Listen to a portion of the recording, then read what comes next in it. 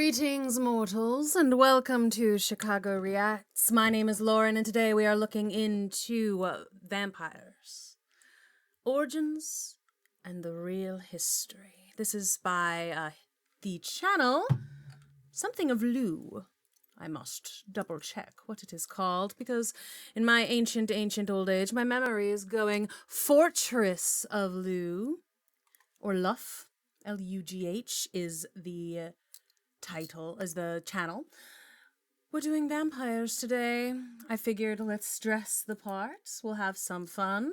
We've got a fun little goblet. I got it at Six Flags once, many moons ago. But yes, I'm looking forward to this. Let's see if I can keep all of my fingers on the entire episode. I kind of doubt it. We're going to try, though. All right. Fingers on. Video cued. Let's begin.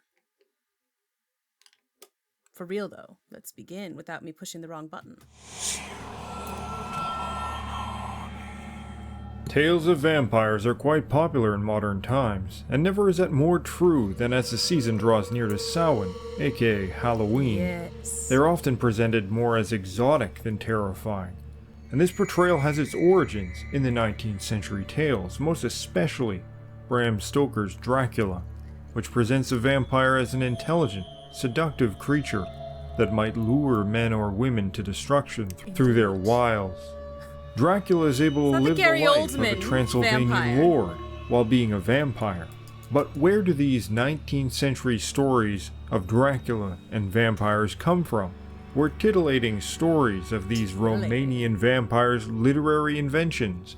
Or do they have a more ancient origin? Scouring tombs and tomes of medieval and ancient Europe, I will attempt to find the true origin of the vampire.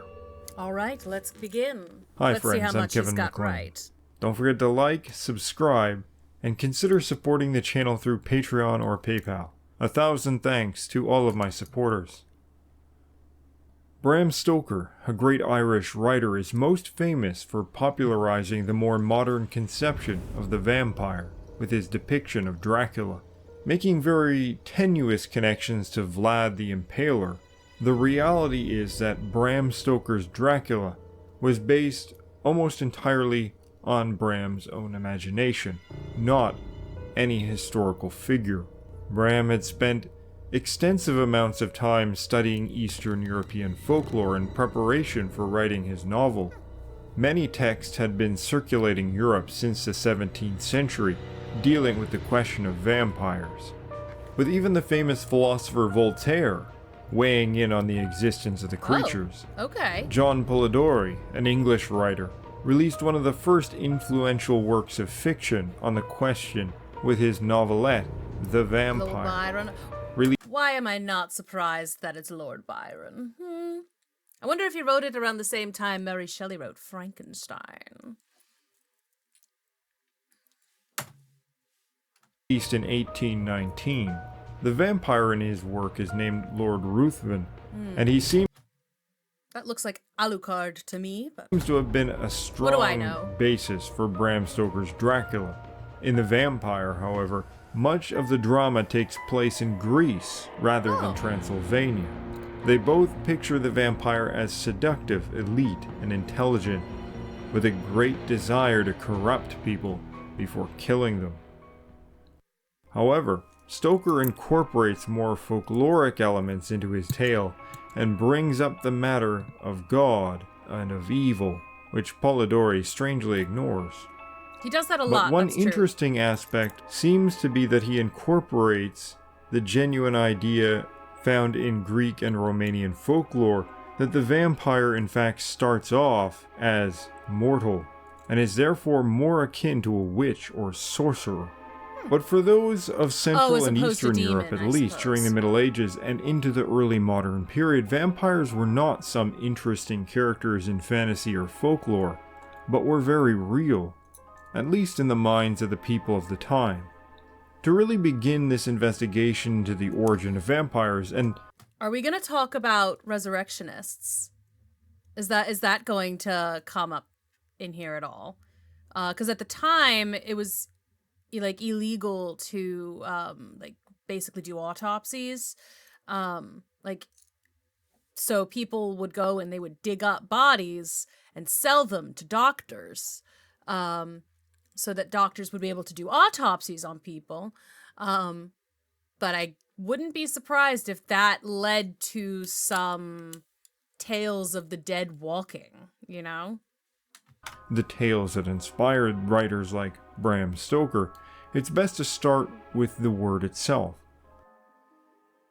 Vampire isn't a Romanian word, something which may be a surprise to some. The word for vampire in Romanian is actually strigoi, a name likely going back to the Greek strix, meaning screecher, referring to a screech owl, but in antiquity, also referring to an ill-omened bird or a witch, giving us our first clue to ancient continuity.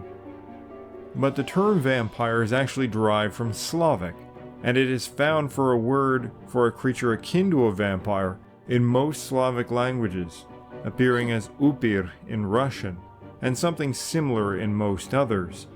Some have claimed that it was actually a Turkic borrowed word, but recently this theory has been largely discarded.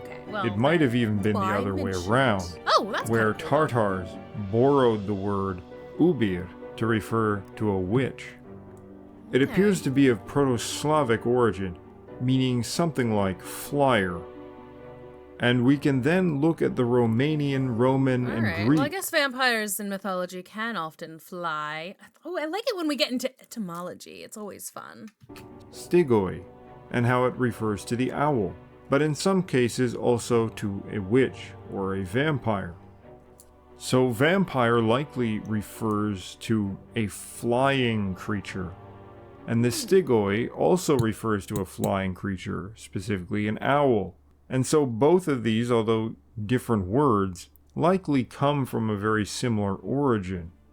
We can compare this to the similar volkula in English, meaning the werewolf, from volk, meaning wolf, and dolk, meaning a pelt or hair.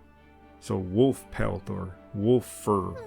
A slightly different construction, but with exactly the same meaning as Germanic werewolf, showing that this idea had an Indo-European root.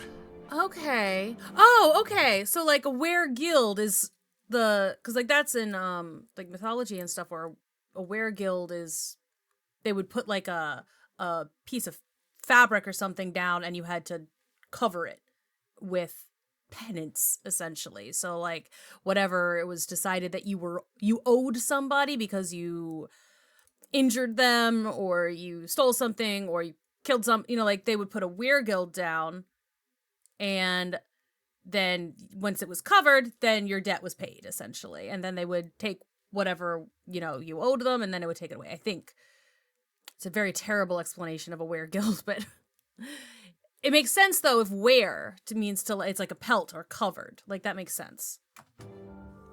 Because you have to cover it. In contrast, the vampire appears to be linked to sorcery and witchcraft.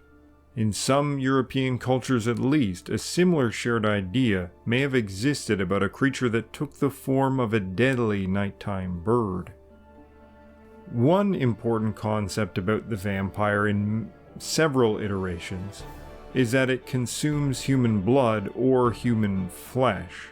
Our most ancient sources that deal with the dead's need for blood is none other than Homer.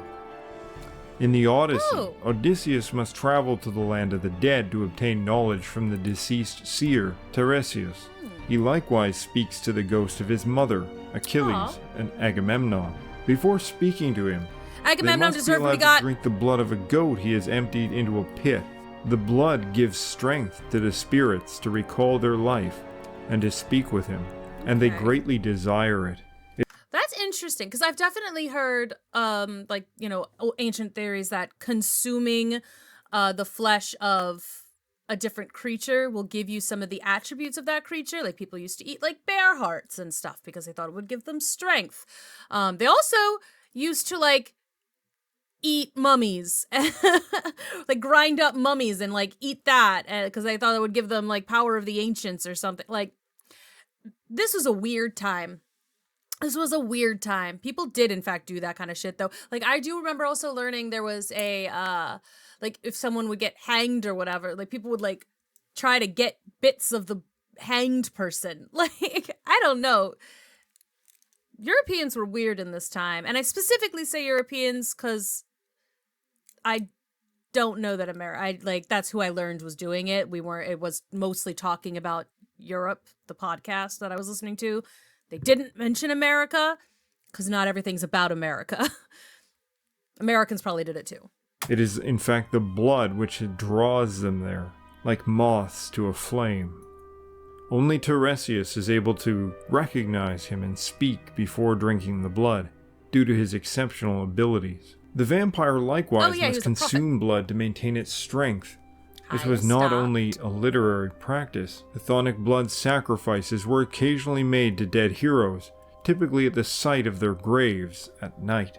There was a widespread belief across ancient Europe that the dead still required food. The Bell Beaker Indo-Europeans were burying people with food as early as 2400 BC.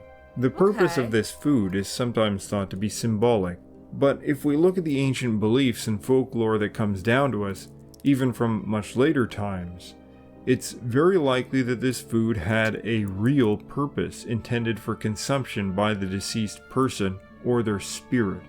Romans would later leave cakes, grains, or give milk to deceased relatives, and it was thought their spirits were nourished in some way by these offerings. In some more extreme examples, there are holes bored through stones that cover the entrance to some tombs. Oh. In Ireland, we know from medieval accounts that sometimes food was actually passed through these holes as offerings to the dead within. From this general... I mean, I guess before the days of formaldehyde and stuff, that would kind of instigate other creatures crawling in there and possibly eating your dead loved one, so less waste? I don't know. Idea of pacifying the hunger of the dead.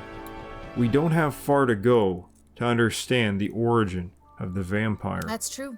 That makes sense. Especially because, again, people did think that blood meant vitality, and like they would, like don't people do that like now sometimes? Like there's like bloodbaths and stuff that people will do now in order to get themselves like looking youthful and beautiful. I think just a bit of blush will usually do the trick if you really need those rosy cheeks, but that's just me. Hungry dead were feared, for if not placated, they may decide to roam from their resting places and find something to eat. While the scene from the Odyssey concerns spirits, though exactly how spirits can consume blood is something of a mystery, there are figures like the Norse Draugr and various scenes like from Gaelic tales which show the belief that the corpse itself rises and walks again. They dwell in barrows, and they have the potential to leave them. Like vampires, the Draugr can shapeshift, often into the form of a seal. They are able to enter people's dreams and prefer the night, though are not harmed by the daylight. And we will see, neither are vampires. Yep, nope. Vampires, at least in Bram Stoker's novel, are fine in the daylight. They just don't have as many of their powers. So, like, their powers are stronger at night, like at sunset, at like midnight, and I think noon sometimes. Like, their powers like will increase briefly, but it's like they can be hurt before sunset in a way that they can't be hurt after sunset. Like, they just have more abilities and more power after dark, as opposed to in the daytime. Destroy the Draugr sometimes requires it to be wrestled back to its grave, or to be beheaded, as found in many later vampire tales. They were conscious, intelligent beings, not zombies, but they were attached to the physical corpse of a dead person. How ancient some of these beliefs are is impossible to say, but we do know with certainty that they, at the very least, predate any written records, and may even shape burial practice. Why is it that many were kept in sealed That makes sense then. I mean, I guess there was a time where, depending on your culture, I suppose, but like, burials at sea or like burning, like pyres and that kind of thing. But it does make sense that, like, if you're worried about it, you might not just bury someone in the ground. You'll put them in a box that is then nailed shut, that is then buried very far under the ground, that is then covered with the dirt. Like, I could see that being a trick. tombs beneath Also, again, to prevent grave robbing. Like, it's harder to rob a grave when the coffin's been nailed shut. stones. Status certainly played a role, but the nature of the burial also serves as a type of prison for the corpse, more secure than simply earth. Sometimes strange practices have been uncovered, such as people buried face down, bound, or with heavy stones placed upon them, or even jammed into their mouth after death, showing a fear. Shut up! You will not keep talking! You're gonna shut up right now! It's like, nope. I do think it's kind of funny, the idea of, like, some people need it. It's like, not taking any chances with this one. They were an asshole. Fear that these dead bodies may still pose some kind of threat. Roman and Greek sources say that Germanic and Celtic people used to go to the grave mounds in order to commune with the dead. They would sleep upon the mounds and receive dreams or visions from dead persons interred within, something reflected in some of the Old Norse sagas. The god Odin also communicates with a dead seeress to obtain prophecy, for just like in the tale of Odysseus, the dead possess greater knowledge of things that have been and things that have yet come to pass. The dead possess great knowledge, and so the highly intelligent vampire is not an anomaly, but in keeping with similar beings across Europe. The oldest Samhain or Halloween tale known from Ireland is that of Nera, who is dared to go in the middle of the night and put a loop around the foot of one of the hanged men who are still swinging from a tree outside. Gross. Criminals executed likely as part of a ritual sacrifice held the day before. Agreeing to the challenge, he does this, but the dead man speaks to him, demanding that he be carried to a nearby house for a drink. Nera has no choice but to comply. Yeah, I would and probably when the dead comply. man reaches the house, he drinks from all the buckets of water and slop that is within. Ew. Then he spits it into the mouths of the sleeping people inside, killing them with the drops of water from his lips. The tale says this is why one should never keep basins of water, slop, pails, or fire without sparing once you have gone to sleep, for the walking dead may well enter your house and use it to kill you. I'm super boned then, because I require to have a glass of water next to my bed when I'm asleep, because I mean, I usually do a water bottle just in case, so that way if it falls, it doesn't spill over everything. But I do need the water there, because sometimes you wake up in the middle of the night and it's just like desert. It's like the Sahara Desert in your face, and it's so... And then I'm coughing, and then it's miserable, and it's like I don't want to get up because I'm exhausted, and it's 4:30 in the morning. Water bottle.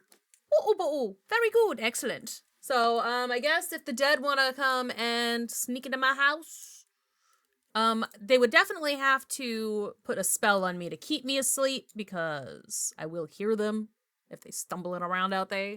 Open my door. Don't you dare. I'm a very light sleeper. But yeah, I'm literally like looking over at my bottle of water right now. I'm like, oh, I don't always drink all of it, but I'm just like, Also, it's good to have like a water near you when you wake up, I think, because like drinking some water early in the morning is good for you. Unfortunately, there isn't much we can do with modern toilet design. I hadn't even thought of that. Make sure you close the lid on that thing before sleep. I hadn't even thought of that. Oh no. With Draugr and the Gaelic revenants, there is a sense that they spread disease and sickness. Death, Okay. perhaps linked to the yeah. corruption and uncleanliness of the dead. Knowledge of germs is modern, but ancient peoples were aware that unclean things were associated with sickness and death, Okay. and various ritual practices also came to express this. The idea of purifying oneself from wrongdoings is often carried out with some type of physical cleansing ritual in pagan traditions. Even in So Christians stole that from the pagans too? Oh my goodness. Christianity, the baptism with water symbolizes this ritual cleansing, which removes one's sins. Evil manifested in various forms spread disease. Sickness often became worse at night, in the dark. Flu season begins with the onset of winter and longer periods of darkness. Crops die off in the winter. The sun loses its strength in the winter. And so all of these things get linked and form the basis of a dualistic notion of the cosmic cycle. Though the vampire may have had similarities to these other European undead beings, they also had their particularities. The Greek name for the vampire is Vrikolakas, but this is not Greek in origin but Slavic. But it doesn't actually mean vampire. Vrikolakas has the same origin as Volkolak. It means werewolf, not vampire. Oh. Confused? Lots of wolf In stuff. some Slavic regions, like Croatia, the word is also used to refer to a vampire. Is this where they stole the idea for Gondor's, like, Minas Tirith? Like, just looking at the, like, this little, outcropping here with this white castle that goes out into, like, a point. If you just had the giant walled city behind it with the, with the tiered city, it would look like Gondor. This is And I know, like, it was all filmed in New Zealand or whatever, but I wonder if this was the design. likely due to a similarity between both, which we postulated earlier when looking at the etymology. One figure associated with owls and flight, and another with wolves. In later times, in some places, these separate figures become one, or mixed and matched. This shows up in some vampire literature where vampires are said to also transform into wolves and bats, effectively combining both werewolf and vampire into a single creature. The Greek in Bram Stoker's thing too, like Dracula can turn into a wolf, but he can also command wolves. Like wolves are very intrinsically linked to Bram Stoker's Dracula too. Which, again, if he was studying all this folklore, that makes sense. Vampire also does not drink blood specifically, but will devour human flesh. That was ketchup. They also Ew, appear linked to the spread of disease or plague, unexplained ailments, or sudden death, as in fact he couldn't even do the corn syrup thing? That was so clearly ketchup. Ugh, that looks so nasty. That looks so much worse. Many vampires are. Historical accounts of vampires from Moravia, now part of the Czech Republic, say that they might appear to people they knew in life shortly after their death, and the person who saw them would die within a few days. If their bodies were dug up, they would still appear soft, colorful, and undecayed, but would smell terrible. Dracula If someone was suspected of being a vampire, the body was dug up, examined, and if they were undecayed, they would be beheaded, staked through the heart, and then burned. Such accounts are also related in Hungary and Romania. In one case, the victim's father, who had been dead for 10 years, sat down at the table with him, and he was dead the next day. The body of the father was exhumed and found to be in perfect condition, with blood like that of a living man. The corpse was beheaded. In another case, a man rose up after being dead 30 years and killed his brother's son, and their servant by... Are we sure he was dead then? Are we certain? Like, are we sure about that? Maybe he was just in hiding for a little. He faked his death and then came back later to, like, wreak havoc. Like, I will say, though, I am seeing some of where Bram Stoker got some of his influences, because this is what they do to poor Miss Lucy. I mean, they don't burn her. They just seal her. They, like, stake her, behead her, put garlic in her mouth, her beheaded mouth, and then they, like, seal up the coffin and put a crucifix on the door. Like, drinking their blood from the neck, which killed them on the spot. This vampire was ended with a spike through the temple.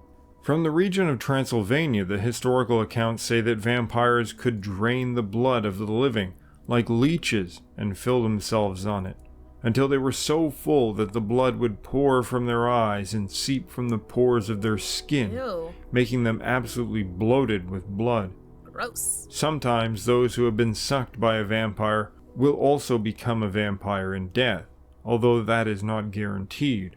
At least one individual hoped to cure himself from vampirism by eating the dirt of the vampire's grave, but to no avail. Yeah. He still became a vampire after death. Too bad. He was Sorry, man. staked through the heart and let out a terrible scream, and then his head was cut off and the entire body consumed by fire. Sorry, dude. In the 16th Sucks. and 17th century, they began to perform this upon anyone who died whom it was suspected may turn into a vampire, so Just that in they case. might put an end to the vicious cycle. When a few years later, a young girl died of vampirism and cited seeing the dead child of a local man, it was found that they hadn't considered that if someone consumed the meat of a cow which had died of vampirism, they would also become a vampire. The body was dug up, All right, found to then. show all the signs of vampirism, and was beheaded, staked, and burned. Then they dug up 40 other bodies, 17 of which showed signs of vampirism, and carried out the remedy. Dang. These actions in Romania were all done under the law, with judicial sanction. Laws on the books in the Gotta be region safe. laid out legal procedures for dealing with vampires, and professionals did exist that specialized in it, what we might call vampire hunters. For the situation gets more complicated even, Or once witchers, living apparently. vampires get into the picture. Heyo, Dracula. The strigoi does not only refer to an undead vampire, but also to a living witch or sorcerer, some of whom at least send out their spirits during the night to drink blood. Though most often Again, it's associated magic, with don't worry about Romania, it. the strigoi are also known in many other Romance languages. Striga in French refers to a bird woman who sucks blood. The stregonine in Italian refers to a witch or sorcerer. Greek has strix. The name is even found in Polish, which must have been borrowed from a Latin-based language sometime in the Middle Ages, and refers to what is usually a female demon or vampire-like creature. Hi, But it was the lovely. Romanian strigoi and its specific myths that Bram Stoker most utilized for Dracula. Yep. He used the name vampire because it was a more well-known term in English, and because in many places there wasn't much, if any, difference between a strigoi and a vampire, with the terms often being used interchangeably. However, there does appear to be several differences. In many cases, except in Romania, the strigoi is more often female and refers specifically to Okay. a witch, while vampires in many Slavic regions do not specifically drink blood, consuming human flesh instead, or simply killing the victim without touching them at all, something common to all vampire Okay. tales. So the point is that they are dead or undead and they kill living people for power, presumably? The specific drinking of blood or drinking of blood from the neck is something recorded in a minority of tales. And yet When that's the what witch or Stoker liked. sorcerer strigoi dies, they would reanimate and become even more powerful. But someone might become a strigoi in a number of ways, Do tell. through an unholy life, through improper burial practice, through a curse, and of course by having their blood sucked by another strigoi in many Okay. cases, or by being killed or coming in contact with a strigoi.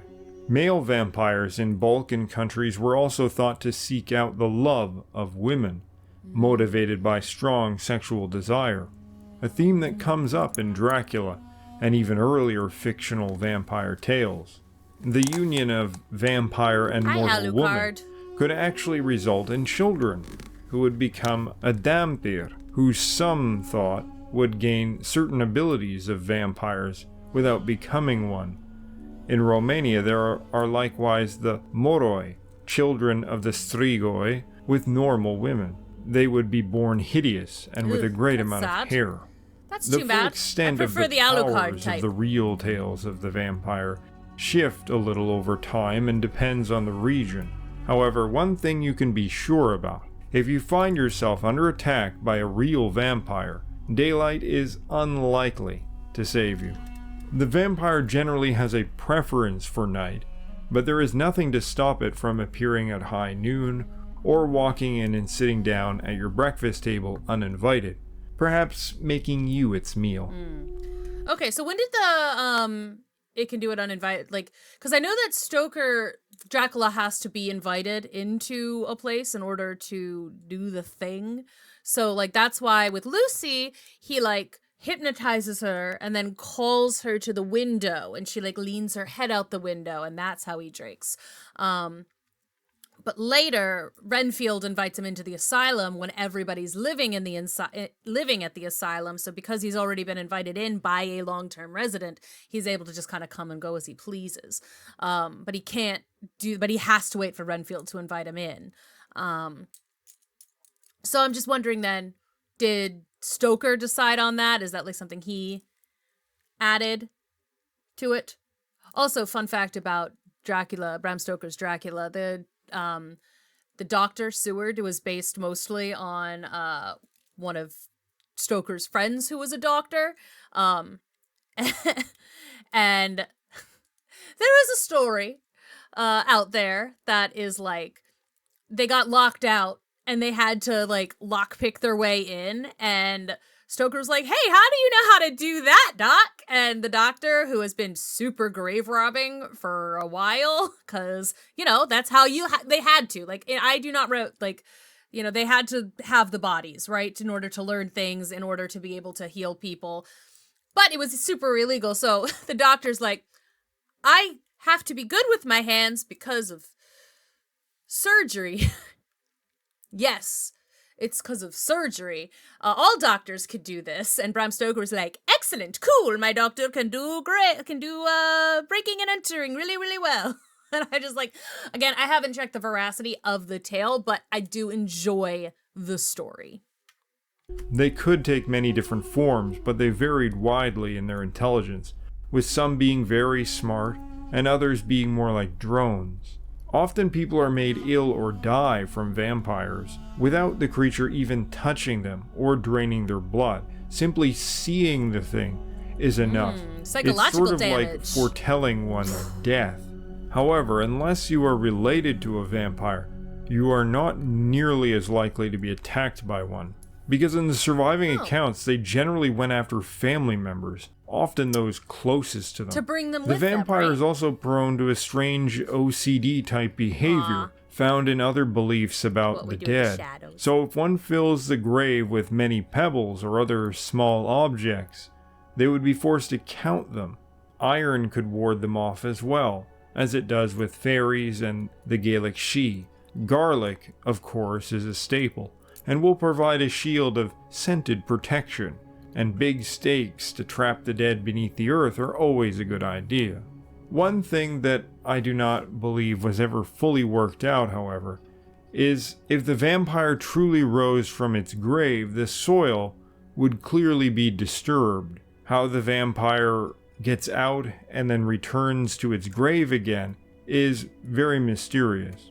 Well, I mean, again, I'll tell you in the story Dracula, which I only know because I'm like currently like reading it and talking, like learning about it right now. It's Dracula can like kind of turn into a mist essentially and like get through like impossible like holes or cracks. Like he can just, it's not quite teleporting, but it's like it doesn't really matter how big the opening is, he can get in. And so like they even mention that in the story. It's like, well, we have to get rid of all of his little like earth boxes because he has to have like coffins of earth essentially, and then he can like go and kind of to whatever one he wants to just hide. So like we have to destroy all of them right now before he knows we're looking for them, because otherwise he might just bury it and then only he will know where it is and only he can get to it. So it's like that was something that Stoker did kind of address. He's like, no, you watch the vampire turn into mist and like go through a crack in the coffin. Like you watch it happen. So Stoker is like, don't worry about it. It's magic. All right, everything about it is magic. Stop trying to apply logic to magic. This led to some postulating that they took the form of mist to get into and out of their graves. All of these curious abilities make the vampire something between a ghost and a ghoul. It isn't entirely physical, and yet at the same time it is physical. This point was one avenue of criticism that skeptical church officials and scholars used to try and debunk the obsession with vampires At least they tried. In the 17th and 18th century. At least they gave it a go. The Catholic Church at the time seems to have largely denied the existence of vampires, calling the belief in them pagan superstition. In my own view, it seems that the idea of the vampire becomes conflated in some cases with the idea of a witch, establishing some unique characteristics but largely being influenced by the Slavic vampire. Romania is nestled among Slavic speakers and was ruled by various Slavic groups from time to time. Vlad the Impaler, often brought into connection with Dracula, is a good example of this, because his name Vladimir is clearly of Slavic origin, as are many other Romanian names. But the Strigoi, although their name originates from Roman Strix, linked to the murderous witch and the ill-omened owl, but this has been combined with the Slavic undead vampire, which was perhaps earlier on much more like the Norse Draugr and other such beings in European myth. It is fun to see and how I think at least some of the deaths attributed to vampires appear more likely to have been caused by diseases. But why were people suddenly obsessed with vampires at this period of time? Because this was an exceptional circumstance. My hypothesis of why there was suddenly in medieval Europe this obsession about vampires had to do with the hungry dead. And that is that the dead were no longer being fed. People used to routinely leave offerings to their ancestors. They would visit their grave sites, pour libations for them, leave them small cakes or other things. But the church did away with these practices. Practices that had gone on in European peoples for thousands of years. So people got freaked out. They were like, but we've been doing this to appease them, but now we're not allowed to do it or we'll get like hanged for heresy. So we're now concerned about the dead coming to get us. I get it. And this cultural change might have caused great anxiety about the state of the dead and about how the dead thought about and would treat the living. And this is in fact why the dead always appeared to the relatives, because it is those loved ones who felt a kind of fear, trepidation, guilt even, so that the dead were not able to rest in peace, at least in the minds of their loved ones. I see it. Many people were convinced in the reality of vampires, so much so that they would dig up the graves of their relatives, cut off their heads, drive stakes through them. It is a gruesome task which someone isn't going to undertake easily. Some believe that the idea of the vampire began with people being buried alive. It is also the case that when people die or are killed on battlefields, their nerves and the contraction of muscles can sometimes cause them to sit up or move slightly. Something terrifying to witness, very likely connected to the idea of the walking dead. Horrifying to watch. Perhaps there are some vampires out there, but likely the majority of these past cases were the result of an idea and conviction that spread among people far more than vampirism itself. They became obsessed with this idea. It is a frightening warning about how far everyday people are willing to go to enforce an idea, dogma, belief, or ideology which has taken hold of their mind. Time and modernity has not made man more rational thinkers, No, it but hasn't. rather that he cloaks irrational beliefs in the guise of science or progress or any number of other Or things, the opposite which he of treats that. no differently in practice than those who dug up the graves of their fathers to cut their heads off and prevent another vampire attack. But what do you think? Interesting. Are the vampire legends true? No. Let me know in the comments below, and be sure to share your vampire stories with us all. Don't forget to give a like, thumbs up, subscribe, and as always, stand tall. All right. Very interesting. He didn't talk about resurrectionists at all. I really thought that might have come up. Because I feel like the resurrectionists were, at least in the Victorian, like 18, like in that era, I feel like that would have been a big deal. Because graves were being robbed, but like when it kind of first started, or even like I bet you that there were conspiracy theorists at the time who were like, the dead are walking, and so like they would, some people were, it was, grave robbers versus the Walking Dead kind of thing. But I can see where Stoker would have started to be kind of interested in the idea, All right, I found that was very interesting. I think originally I said, I'm going to do this on Chicago Reacts, but I think it might be better as a Learns episode. So I think this is actually going to go up on Learn. So hello, Learns. Hello, Americans Learn About Vampires. If you want to go and check out other stuff on our other channel, Chicago Reacts is it. We also have Chicanime. I am currently watching Castlevania on our Patreon as well, and Hellsing Abridged over on Chicago Reacts. So lots of vampire stuff is happening right now. If you want to get your vampire kicks in, I'm looking forward to more, and I will see you all in the next video. Bye-bye.